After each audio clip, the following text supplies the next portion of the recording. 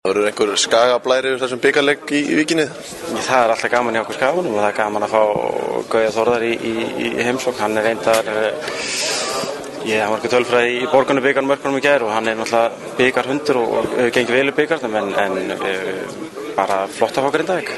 Og þið alveg geta tekið á góðan degi?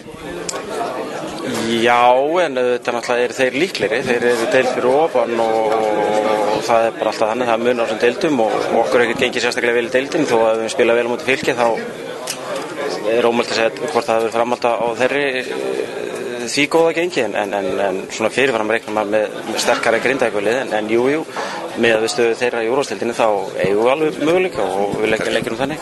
Ekki tvö lið sem hafa ekki gert gott gengi í deildin á fínu skriði í bikarnum?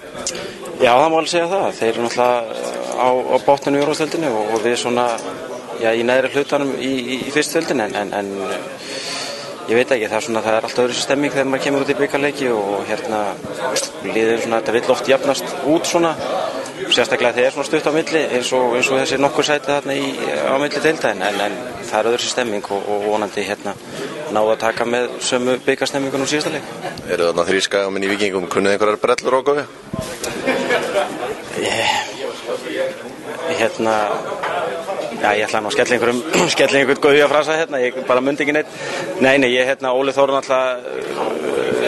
og Gauji eru náttúrulega gamli félagar og fóstrar og allt það en ég held að Guðjón náttúrulega bara með ákveði liði í höndunum og hann náttúrulega stillir upp liði eins og hann hefur mannskap til og þannig að það sjálfur segir okkur ekki hvernig hann stýrði KR-liðinu á sínum tíma eða Skagaliðinu eða Banslið eða hvaða lið sem hann er þjálfað þarna. Það er annað Grindavíkurlið og hann er að treysta núna á stóra og sterka framherja þannig að svona fyrirfram verður það svona erfiðast fyrir okkur að eiga. Það er Tómi og Papp.